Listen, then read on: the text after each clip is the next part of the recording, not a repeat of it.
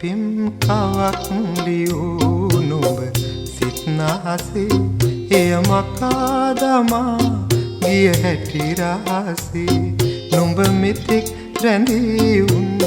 මා මනසේ පිම් පුරාවතක් නිමා කරන්නද මා කෙලෙසේ